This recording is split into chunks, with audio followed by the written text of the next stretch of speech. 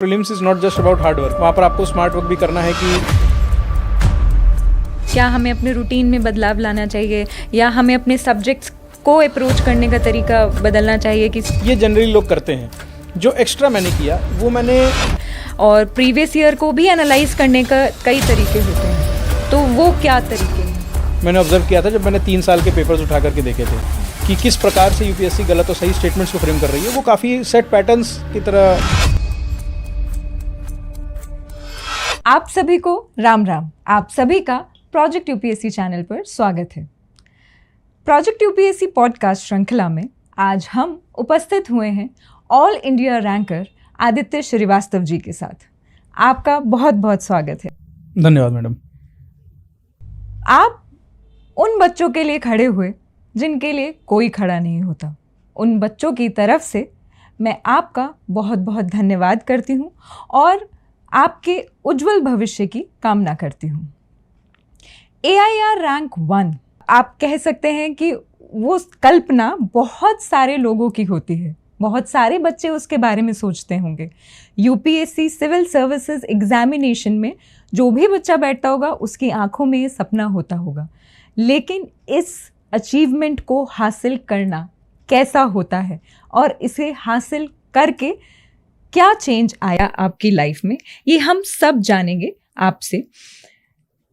हम स्पेसिफिकली ये जानना चाहते हैं कि वो छोटी छोटी चेंजेस स्टडीज अप्रोच में, बिहेवियर में, पढ़ाई लिखाई में, आपकी दिनचर्या में कैसे कैसे थे, वो सब आप बच्चों के साथ शेयर करेंगे तो वो भी अपने जीवन में बदलाव ला सकेंगे।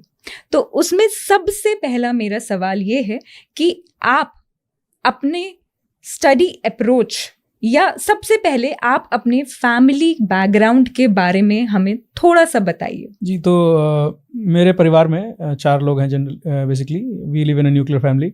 पापा, मम्मी, मैं और मेरी एक छोटी बहन। और background like as you say middle class background, क्योंकि पापा सरकारी नौकरी में हैं। He is an assistant audit officer in INAD, Indian audit and account department. Okay. और मम्मी होम मेकर हैं और बाकी हम दोनों बच्चे तो पढ़ ही रहे थे अभी तक। तो ये हमारा जनरल बैकग्राउंड है। तो आपकी स्कूलिंग, आपका कॉलेज कैसा रहा? उस समय आपकी पढ़ाई कैसी रहती थी? क्या उसी समय से सिविल सर्विसेज एग्जामिनेशन आपकी सोच में था? तो स्कूलिंग मेरी लखनऊ से ही हुई है। सिटी मॉन्टेसरी स्कूल है यहाँ पर, वहाँ से। और कॉलेज मैंने किया है IIT कानपुर से, इलेक्ट्रिकल इंजीनियरिंग की है मैंने। और as far as civil services is concerned, I would say कि ये था तो काफ़ी पहले से ही, like because of certain inspiration from my relative. तो ये इंस्पिरेशन तो काफ़ी पुराना था, लेकिन मैं ये कहूँगा कि बनना तो था हमेशा से, लेकिन IIT जा करके वहाँ के अपॉर्चुनिटीज़ देख करके थोड़ा सा मैंने अपना चेंज कर लिया था पाथ, कि जो अपॉर्चुनिटीज़ मेरे को मिल रही हैं, चाहे वो रिसर्च की हो एज एन MTech स्कॉलर, चाहे वो जॉब की हो, जैसे मैंने गोल्डमैन सैक्स में नौकरी की। तो ये सारी अपॉर्चुनिटी एक्सप्लोर करने के बाद फिर मेरा दोबारा से हुआ कि अब finally I should switch because of certain reasons. तो वही पॉइंट क्या था? जैसे आपने बताया कि गोल्डमैन सैक्स में आप काम करते थे, जो कि बहुत बड़ा नाम है इन्वेस्टमेंट बैंकिंग में।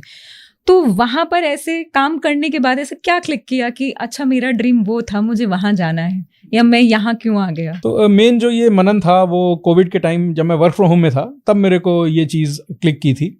तो उसमें मेजर रीजंस ये थे कि मेरे सीनियर्स थे कुछ जो ऑलरेडी सर्विस में थे, और कोविड टाइम पे तो ऑब्वियसली रोल भी काफ़ी एक्सपेंड हो गया था सिविल सर्वेंट्स का।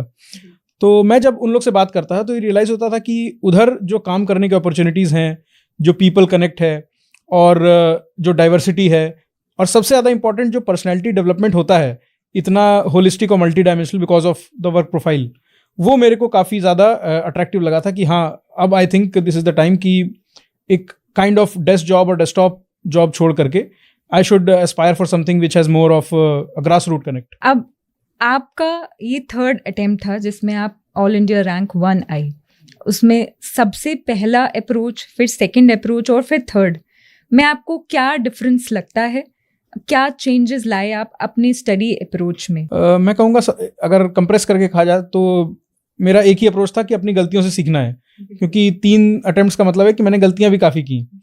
तो जैसे पहले अटेम्प्ट में मैंने जब प्रीलिम्स नहीं निकला मेरा, तो मैंने ये सीखा कि prelims is not just about hard work, वहाँ पर आपको स्मार्ट वर्क भी करना है कि प्रीवियस ईयर क्वेश्चंस के आपको स्टेटमेंट्स देखने हैं कि किस प्रकार से, किन एलिमेंट्स के साथ यूपीएससी गलत स्टेटमेंट फ्रेम कर रहा है, किन एलिमेंट्स के साथ सही स्टेटमेंट फ्रेम कर रहा है, उनको पहचान करके उनको एज अ ह्यूरिस्टिक यूज़ करना।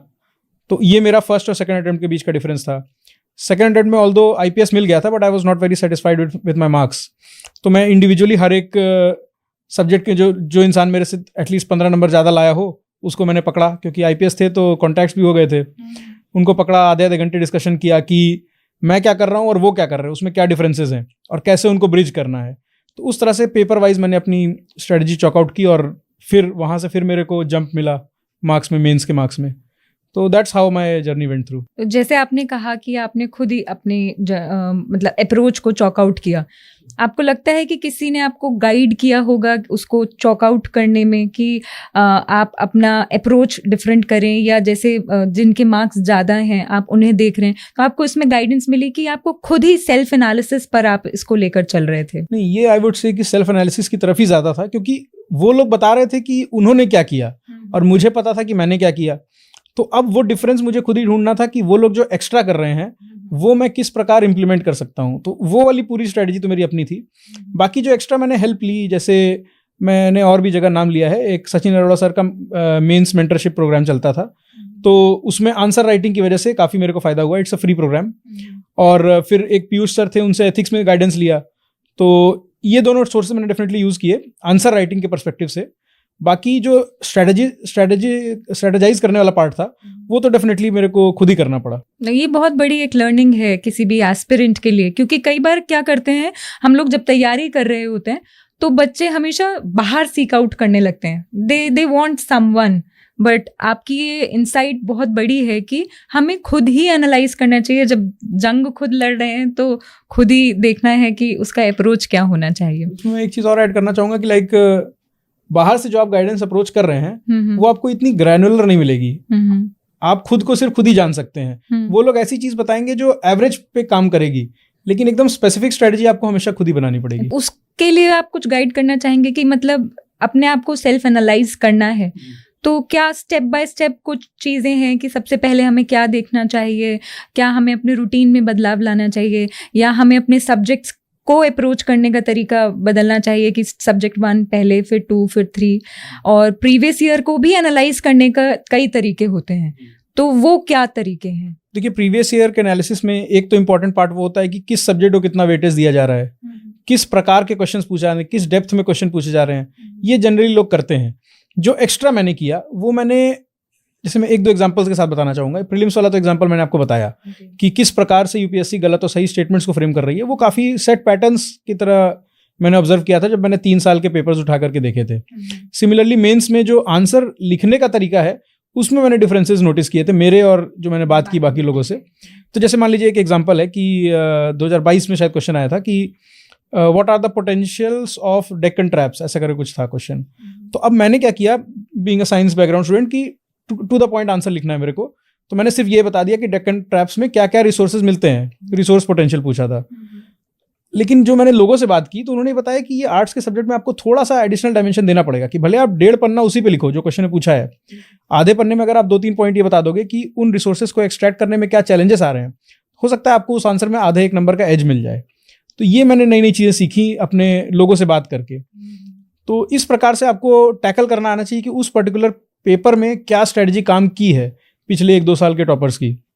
तो I think that would be a good analysis to do. आप कुछ पैटर्न रिलेटेड कुछ इंसाइट देना चाहेंगे बच्चों को कि जैसे प्रीलिम्स में कौन से पर्टिकुलर सब्जेक्ट्स हैं जहां आपको एज मिल सकता है, जहां आपका फोकस ज़्यादा रहना चाहिए?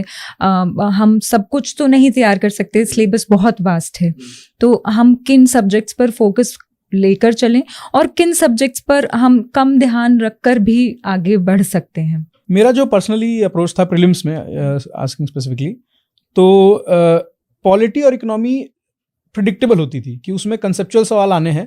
तो वहाँ पर अगर आपके कंसेप्ट्स क्लियर हैं, आपकी किताबें आपने पढ़ी हैं ढंग से, जो बेसिक बुक्स होती हैं, तो you would be able to make the most out of it. तो वहाँ मेरा एम ये रहता था कि एटलीस्ट 80-90% क्वेश्चन सही होने चाहिए बिकॉज ऑफ द प्रिडिक्टेबिलिटी।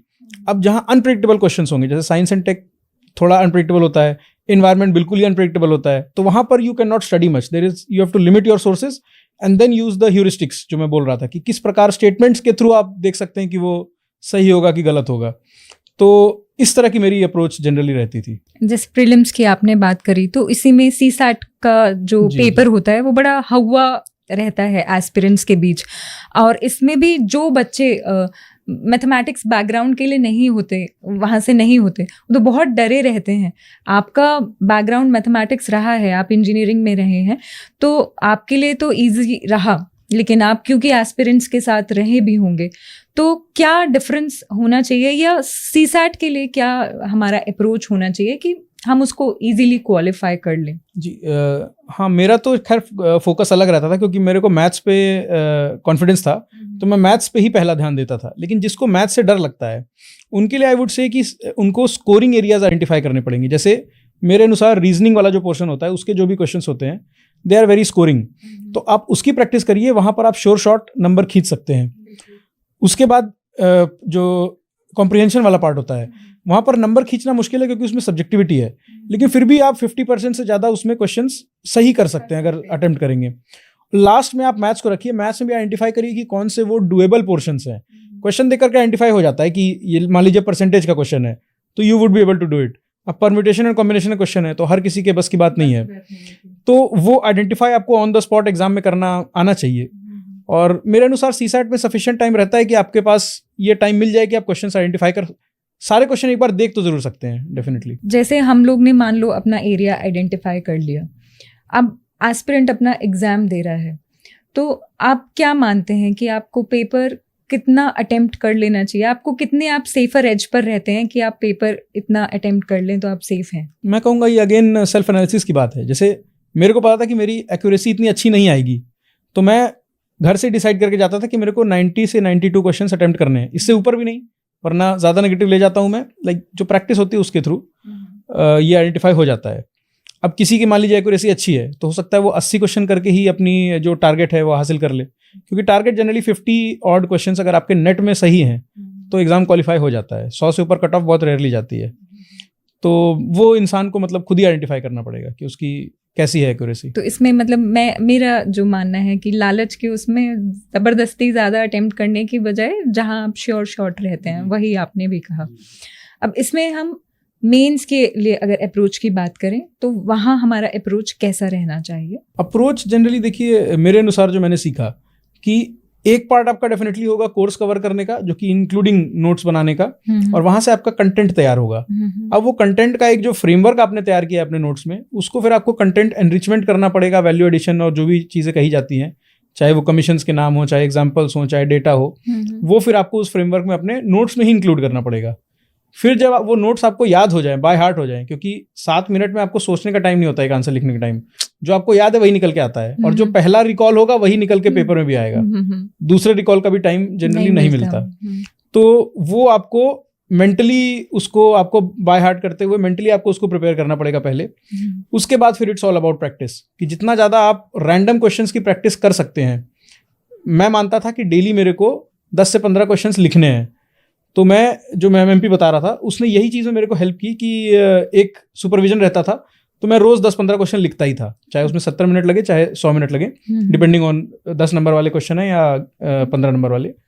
तो उस रेगुलरिटी के साथ आपके अपने आप वो जो रिकॉल की जो क्षमता होती है वो बढ़ती जाती है।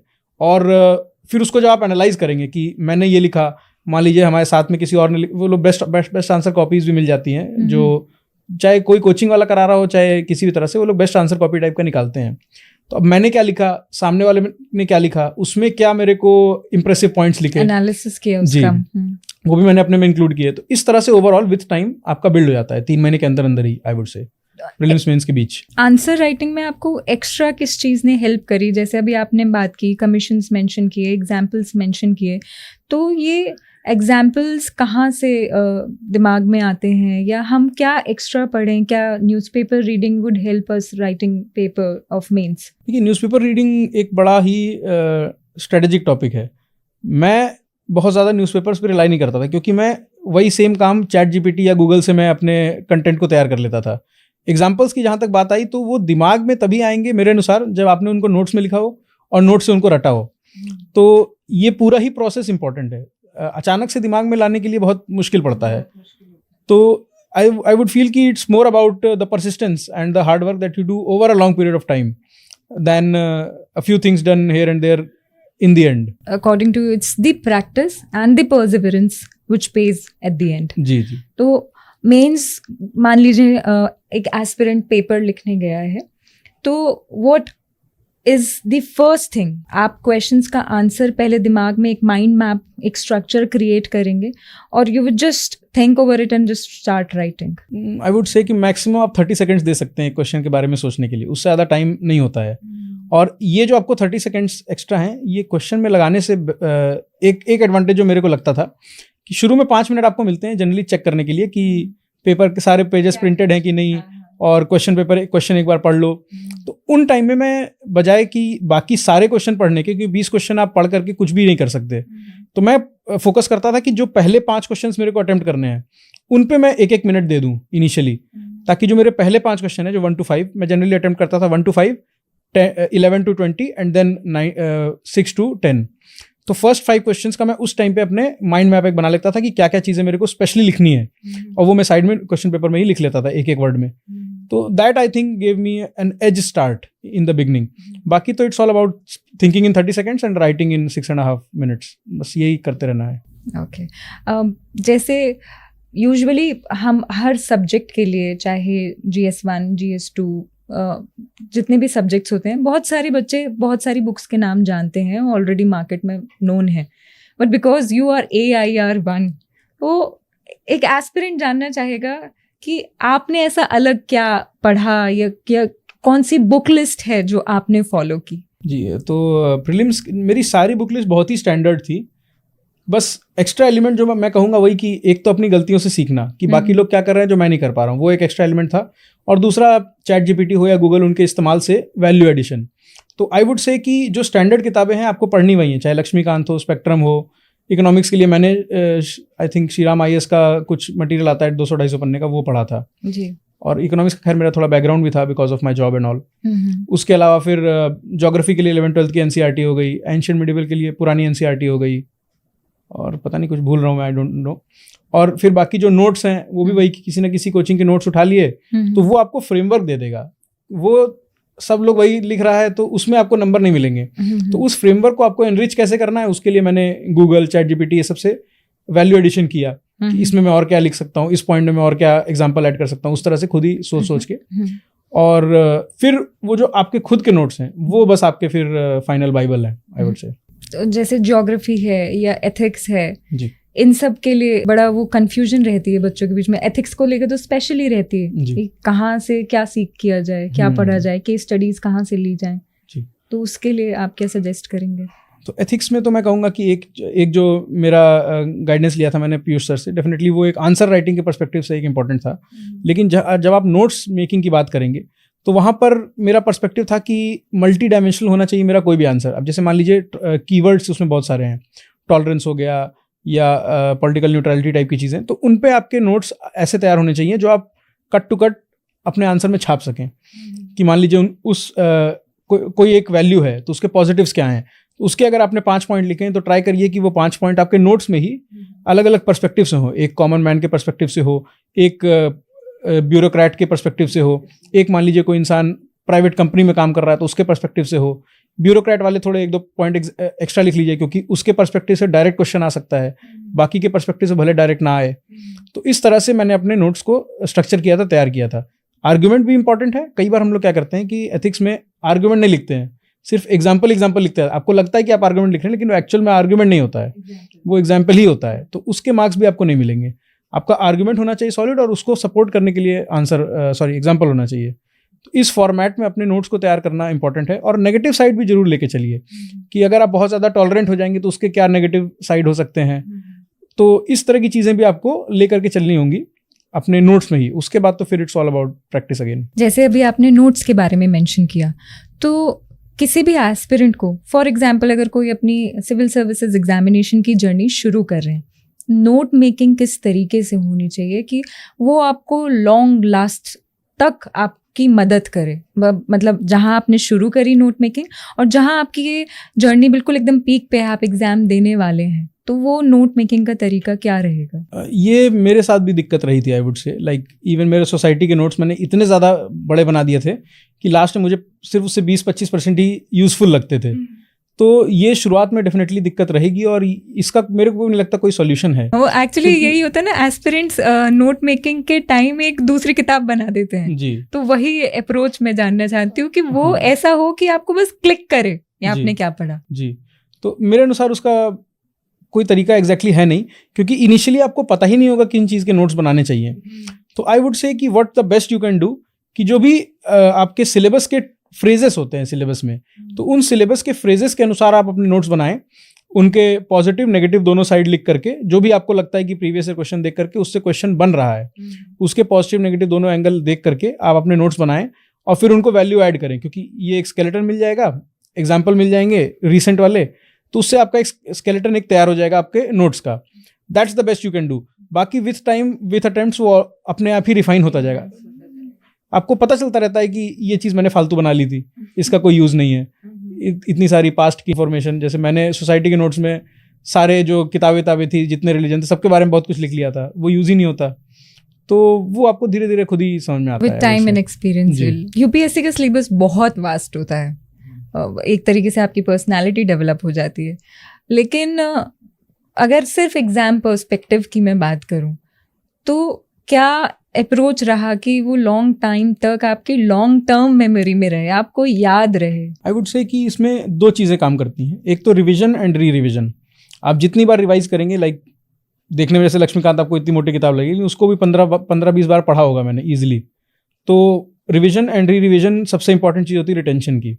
उसके बाद फिर कैसे आप एक एक लाइन को एक एक शब्द में याद कर सकते हैं, वो अगली स्ट्रेटजी होती है। तो व्हाट आई डिड कि प्रीलिम्स और मेंस में अलग अलग, जैसे प्रीलिम्स के मैंने नोट्स नहीं बनाए थे, तो उसमें क्या करता था कि बुक में ही पहले पेंसिल से अंडरलाइन होगा, फिर अगले आइट्रेशन में मान लीजिए पेन से मैंने कुछ कुछ शब्द गोला करना शुरू किया, फिर और मैंने छोटा करने के लिए फिर तीसरे राउंड में हाईलाइटर यूज़ किया। तो बाद में जब मैं रिवाइज करूँगा तो सिर्फ वो हाईलाइटेड पोर्शन पढ़ूंगा, और उससे मेरे सारी चीज़ें अपने आप रिकॉल हो जाएंगी। तो ये सक्सेसिव आइट्रेशंस से ये फ़ायदा होता है। सिमिलरली फॉर मेंस में मान लीजिए मेरे 70 पन्ने के नोट्स हैं, अब मैंने उनको छोटे में कंप्रेस किया, मान लीजिए 5-10 पन्ने में मैंने उनके नोट्स बनाए, फिर दोबारा से जब मैं याद करके मान लीजिए दोबारा से अगर लिख रहा हूँ अगर, और लास्ट में एग्जाम में ले जाने के लिए लाइक बीच में 2 घंटे मिलते हैं, तो उसमें पूरा का पूरा सिलेबस रिवाइज हो जाए, इसके लिए बहुत ही शॉर्ट नोट्स बनाते थे कि लाइक एक एक वर्ड हर पॉइंट का, और एग्जाम्पल का भी एक शब्द लिख लिया कि हाँ ये वाला एग्जाम्पल था, याद आ जाएगा। इस तरह से करके 4 पन्ने में पूरा एक जीएस का सिलेबस लिखा हुआ रहता है। तो इस तरह से जब आप उसको कंप्रेस करते जाते हैं तो आपकी मेमोरी में भी वो चीज़ें इंपॉर्टेंट हो जाती हैं कि एक शब्द से पूरा सेंटेंस याद आता है। तो that's how I believe you can remember. आप ही की बात से एक सवाल मेरे मन में आया कि जैसे आपने कहा कि प्रीलिम्स के टाइम आपका ये अप्रोच रहा नोट मेकिंग का, और मेंस के टाइम एक अलग अप्रोच रहा, तो क्या एक बिगिनर प्रीलिम्स का अलग तैयारी करे और मेंस की अलग तैयारी करे, या दोनों को कंबाइन करके कॉम्प्रिहेंसिव तैयारी हो? नहीं, मेरे अनुसार कॉम्प्रिहेंसिव ही तैयारी रखनी चाहिए। बात क्या जो मेरे को लगती है कि प्रीलिम्स आपको एक स्प्रिंट की तरह लेना पड़ता है फ्रॉम फरवरी टिल मई, क्योंकि वो लास्ट का टाइम होता है। उसके पहले पूरी प्रिपरेशन आपकी मेंस के अनुसार होनी चाहिए। बस डिफरेंस क्या आता है कि प्रीलिम्स में you have to remember the exact fact, क्योंकि जो क्वेश्चन पेपर में पूछा है आपको वही एग्जैक्टली पता होना चाहिए। मेंस में इट्स मोर ओपन एंडेड कि आपको अगर मान लीजिए एक पर्टिकुलर फैक्ट नहीं भी याद आया तो आप उसको मत लिखो, कुछ और लिख दो। आपको 6 पॉइंट लिखने हैं तो वो 6 पॉइंट कोई भी हो सकते हैं, जितने स्ट्रांग हो उतना बेहतर। तो इस वजह से जो अप्रोच था मेरा डिफरेंट था कि प्रीलिम्स में मेरे को एग्जैक्ट उस किताब से ही पढ़ना है ताकि कुछ छूट ना जाए, और मेंस में कुछ छूट भी गया तो दिक्कत नहीं है। मेरे को बस ये था कि मेरे पॉइंट स्ट्रांग हो, इम्पैक्टफुल हो, और सफिशिएंट इन नंबर हो, राइटली प्रोजेक्टेड हो। जी। आप क्योंकि इंजीनियरिंग बैकग्राउंड से हैं तो आपका ऑप्शनल सब्जेक्ट ऑब्वियसली इंजीनियरिंग ही रहा, इलेक्ट्रिकल इंजीनियरिंग आपका सब्जेक्ट रहा, तो ऑब्वियसली वो स्ट्रॉन्ग होगा। लेकिन जो एस्पिरेंट्स हैं वो जब ऑप्शनल सब्जेक्ट की चॉइस में ही उनका काफ़ी समय निकल जाता है, एक डिलेमा में रहते हैं कि क्या लें क्या ना लें, ट्रेंड में क्या चल रहा है, या फ्रेंड सर्कल में क्योंकि कंबाइंड स्टडी रहेगी तो सब मिलके ये सब्जेक्ट ले लेते हैं। आपका क्या मानना है कि ऑप्शनल की चॉइस जल्दी से जल्दी टाइम वेस्टेज रोकने के लिए कैसे होनी चाहिए? मेरे को तो लगता है 2 मेन चीज़ इंपॉर्टेंट होती है। एक तो आपका इंटरेस्ट, क्योंकि वो आपको परसिस्टेंस देगा ताकि आप बार बार एक ही चीज़ को लंबे समय तक पढ़ सकें, और दूसरा आपका कॉन्फिडेंस, क्योंकि अगर आपका कॉन्फिडेंस नहीं होगा तो आपको बहुत जल्दी लगने लगता है कि अरे इस बार इसमें नंबर नहीं आए तो ऑप्शन चेंज कर लेते हैं, तो वो ज़्यादा नुकसान करता है मेरे अनुसार। तो इसलिए ये दोनों चीज़ें आपको इंपॉर्टेंट होती हैं किसी भी सब्जेक्ट में। अगर आपको लगता है कि ये दोनों चीज़ें हैं तो that is good enough for being considered as an optional. अब उसके बाद तो फिर हर किसी का अपना रहता है कि डिपेंडिंग ऑन रिसोर्सेज या डिपेंडिंग ऑन पीयर ग्रुप। मेरा तो ऐसा चाहिए था नहीं, क्योंकि मेरा खुद का ही बैकग्राउंड था इलेक्ट्रिकल का, तो मैंने पढ़ाई भी खुद से ही किताबें मंगा के की अमेजोन से, और पीयर ग्रुप भी उस टाइम मेरा कुछ नहीं था जब मैं शुरू कर रहा था, तो अकेले ही इसी कमरे में बैठ करके पढ़ते थे। तो इसलिए ये दोनों फैक्टर मैंने कंसिडर नहीं किए थे। मैंने अपना वो लिया कि बैकग्राउंड है, कॉलेज में अच्छा परफॉर्म किया है, तो definitely I should take this. क्योंकि आपने मेंशन करा कि आप यहीं घर पर बैठकर पढ़ते थे, आई वांट टू नो कि आपकी फैमिली ने क्या रोल प्ले किया आपकी प्रिपरेशन में, और क्योंकि आप सेल्फ स्टडी पर ही फोकस कर रहे हैं, तो वो एक कमरे की पढ़ाई कैसे सिस्टमाइज थी, क्या डे स्केड्यूल रहता था, कैसे मैनेज करते थे आप? जी, आई वुड से फैमिली का रोल तो डेफिनेटली बहुत बड़ा रहा इस पूरी प्रिपरेशन में, क्योंकि एवरीथिंग फ्रॉम फाइनेंशियल्स टू जो भी मेरे को मटेरियल चाहिए, जो भी घर में मेरे को कोई काम नहीं करना पड़ता, बस मैं निकलूँगा अपने टाइम से, खाना खाऊंगा, वापस घुस जाऊंगा, तो जितना भी मेंटेनेंस था मेरे बाहर वो सारा ऑब्वियसली घर वालों ने ही किया। और बाकी जो आपने पूछा कि शेड्यूल कैसा रहता था, तो आई वुड से कि मेरा ये था कि मेरे को लगभग हाफ टाइम देना है जीएस और ऑप्शनल को। तो मैं सुबह 7 बजे से अपनी पढ़ाई शुरू करता था, तो 7 से लेकर के लंच तक मैं पूरा जीएस का काम करता था। उसमें इंक्लूडेड था वो जो मैंने आपको बोला 70 मिनट या 110 मिनट आंसर राइटिंग सुबह, और बाकी टाइम रिविजन टिल लंच। फिर लंच के बाद मैं ऑप्शनल उठाता था अपना, तो लगभग मान लीजिए 3 साढ़े 3 बजे से लेकर के 9 बजे तक मेरा ऑप्शनल का टाइम रहता था। उसमें भी again it was mostly about practice, क्योंकि इलेक्ट्रिकल में रटने का ऐसा कुछ नहीं है, फॉर्मूला है और उसके इम्प्लीमेंटेशन है। फिर रात का टाइम में 1-1.5 घंटे रखता था पोस्ट डिनर, कि इस टाइम में वो चीज़ पढ़ूंगा जो मेरे को लग रही है कि मुझे दिक्कत करेगी। तो मोस्ट ऑफ द टाइम वो मेरे को एथिक्स में ही जाता था। तो इस तरह से मेरा एक शेड्यूल डिज़ाइन था। उसी में बीच में थोड़ा टाइम रेजुविनेशन के लिए आई वुड से कि निकल गया, तो कभी रील स्क्रॉल कर लिया, कभी जैसे मेरी एक्चुअल हॉबीज़ थी डायनासोर के बारे में पढ़ना, या मैं कहता हूँ रिलेशनशिप डायनामिक्स के बारे में पढ़ना, तो वो चीज़ें मैं पढ़ा करता था from a science perspective.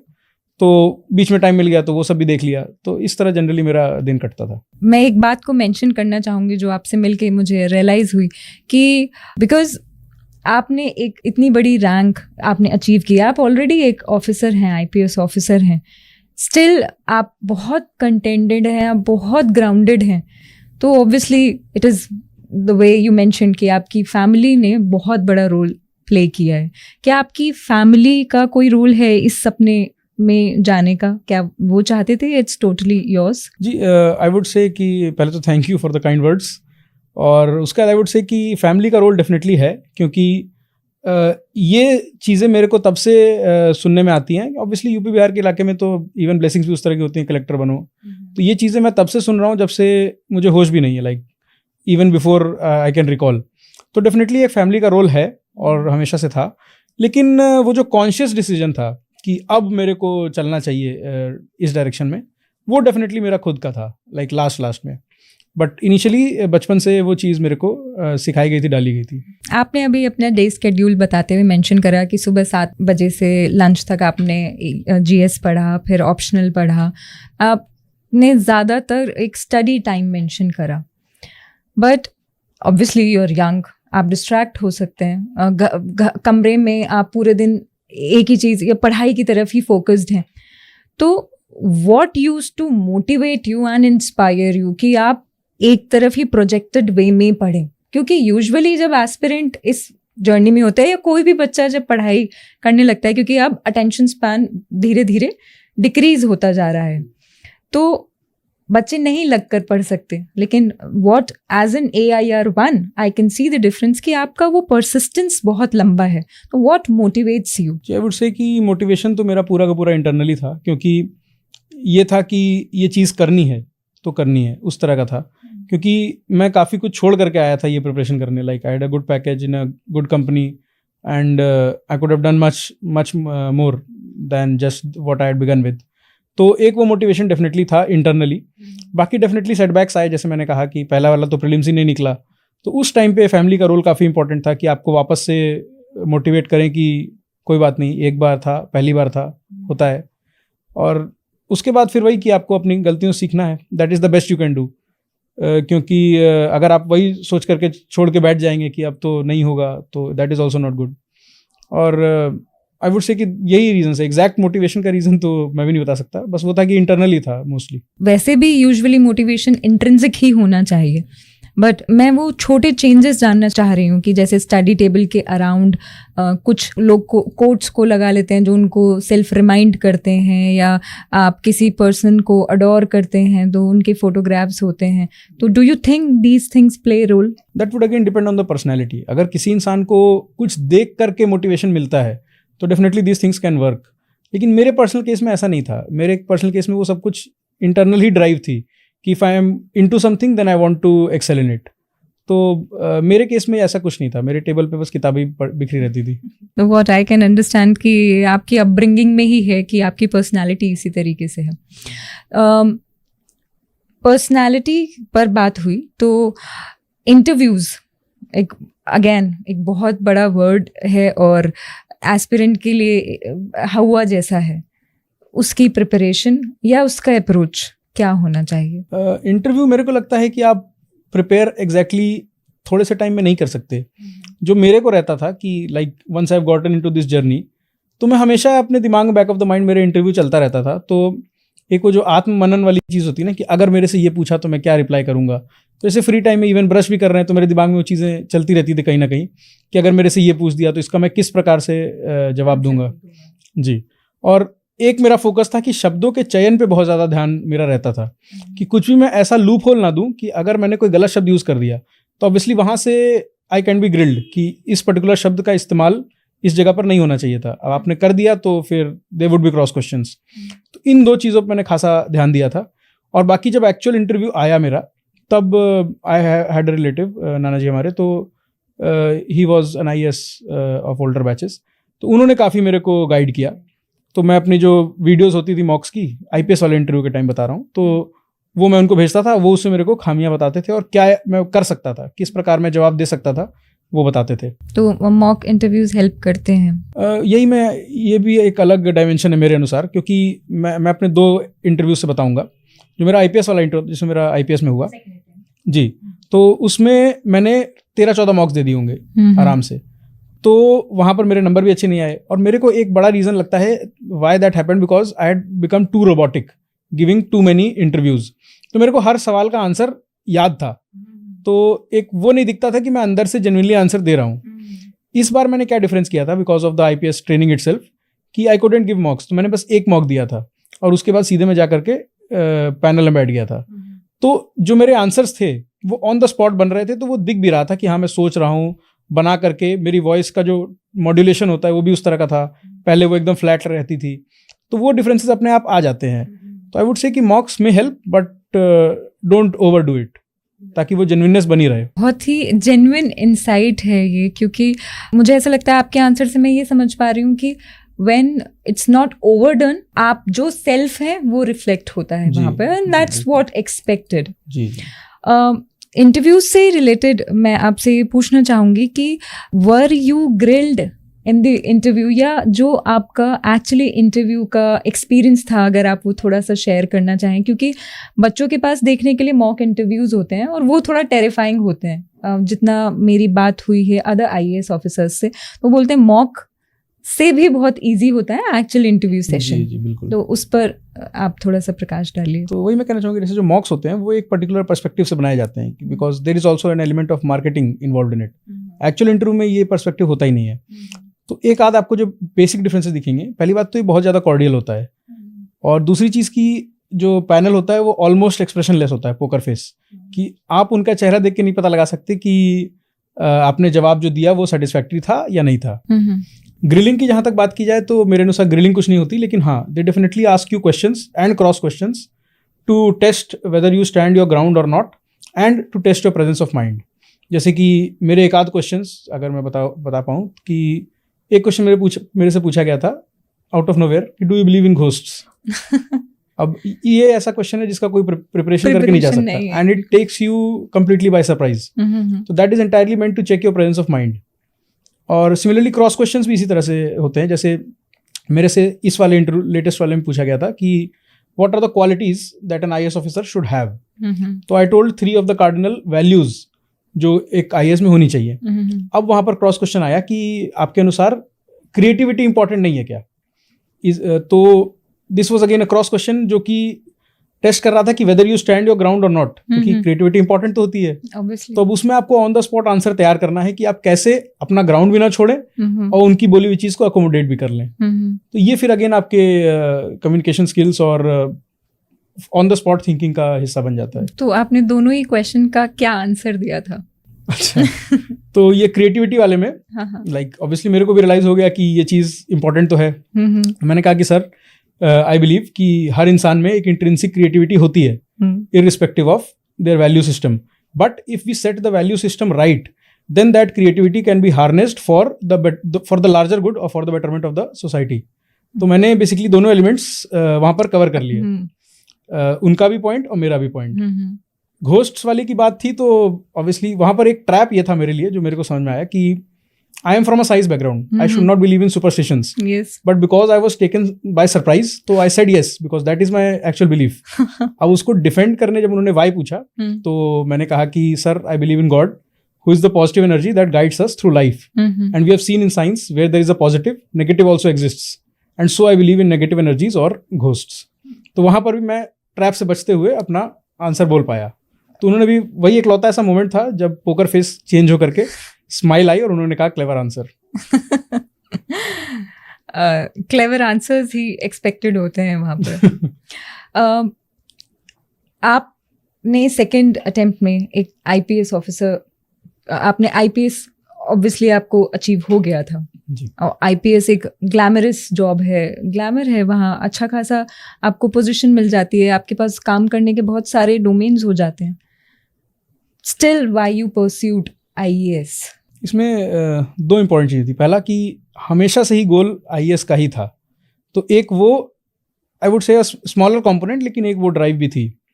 Larger component ये था कि जो मेरे गोल्स थे जिसकी वजह से मैंने फाइनली ये डिसाइड किया था, चाहे वो डाइवर्सिटी ऑफ वर्क से हो, चाहे वो पीपल कनेक्ट के हों, चाहे पर्सनैलिटी डेवलपमेंट की होलिस्टिसिटी से हों, वो सारे ही IAS में ज़्यादा हैं because of the work opportunities and the diversity that the job offers. तो इसलिए एक वो डिसीजन डेफिनेटली था कि IPS की ट्रेनिंग के दौरान तो मैं नहीं दे पाऊंगा अटेम्प्ट, यही लास्ट चांस है मेरे पास ट्रेनिंग शुरू होने से पहले।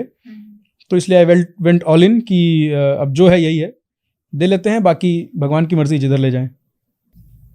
ठीक, अब हम इस कार्यक्रम को गति प्रदान करते हैं और मैं सबसे आखिर में आपसे प्रोजेक्ट UPSC के उन बच्चों को जिनके सपने बड़े हैं लेकिन उनके पास संसाधनों की कमी है, उनके लिए एक छोटा सा मैसेज आपकी तरफ से चाहूँगे। तो डेफिनेटली मैं उन बच्चों से ये कहना चाहूँगा कि संसाधन की कमी कई लोगों के पास होती है, बट आप उन लिमिटेड संसाधनों में किस प्रकार से कार्य अपना कर सकते हैं और फंक्शन कर सकते हैं, ये सबसे ज़्यादा इंपॉर्टेंट होता है। अगर आपके पास पेरेंटल सपोर्ट है और या फिर किसी का भी अगर आपके पास सपोर्ट है कि वो आपको उस पूरी जर्नी में सपोर्ट करेगा, बी इट फाइनेंशियली या बी इट एकेडमिकली, तो definitely you can go for it, you can do it. बस आपके अंदर से वो मोटिवेशन होनी चाहिए, वो अग्नि होनी चाहिए कि मुझे कुछ कर दिखाना है या मुझे इस पर्टिकुलर फील्ड में एक्सीलेंस प्राप्त करनी ही है। अगर आपके अंदर वो सेल्फ मोटिवेशन है और आपके पास कोई भी है जो आपका जिसका आपके सर पे हाथ है, तो आई वुड से you can definitely do it because despite जो भी संसाधनों का सीन था, मैंने भी घर में रह के ही तैयारी की और अपने पेरेंटल सपोर्ट से ही तैयारी की। तो आई फील कि definitely it's doable and you should go for it. तो जैसे हम प्रोजेक्ट UPSC के बारे में आपसे चर्चा हुई, project UPSC as a project के लिए आपकी क्या सोच है? I would say from whatever I have learned from you कि it is definitely a very good initiative, especially for helping those who are at the margins और जिनके पास शायद उतने संसाधन ना हो कि वो कोचिंग कर पाएँ या फिर महंगी महंगी किताबें खरीद पाएँ या जो भी। तो आई थिंक उस पर्सपेक्टिव में एक जो मैंने बात कही कि अगर किसी का भी आपके सर पे हाथ है, कोई सपोर्ट है, तो I think it definitely is an important support system. बाकी तो फिर definitely depends on the student कि उसकी इनर ज़ील क्या है और वो अंदर से कितना चाहता है कि वो इस एग्ज़ाम को हासिल करे। जी, बहुत बहुत धन्यवाद। तो जिस इनर ज़ील की आपने बात करी, उसी इनर ज़ील से मैं उन सभी बच्चों के माध्यम से जो आपको देख रहे हैं, जो आपसे कुछ सीखेंगे आज की आपकी कॉन्वर्जेशन को सुनकर, उनकी तरफ से मैं आपका बहुत बहुत धन्यवाद करती हूँ और कामना करती हूँ कि जब आप एक अफसर का पद ग्रहण कर लेंगे तब आप देश हित के कार्यों को आगे बढ़ा पाएं। आपके एक छोटे से हस्ताक्षर की कीमत इतनी बढ़ जाए और इस देश को ऐसी दिशा दे जिससे इस देश में बहुत बड़े बड़े बदलाव आ सकें, ऐसी मैं कामना करती हूँ। आप सभी का बहुत बहुत धन्यवाद। आप सबसे एक छोटा सा निवेदन, आप इस कॉन्वर्जेशन को, इस पॉडकास्ट को सुनिएगा, लोगों के साथ शेयर कीजिएगा, लाइक कीजिएगा और कमेंट्स में आप अपनी इनसाइट्स दीजिएगा कि आप क्या जानना चाहते हैं, क्या सुनना चाहते हैं। आपके मन में अगर कोई सवाल है, किसको सुनना चाहते हैं, तो आप ज़रूर बताइएगा। हम ज़रूर दोबारा नए पॉडकास्ट में आपसे मिलेंगे। आपका धन्यवाद और आप सभी को राम राम। भारत माता की जय।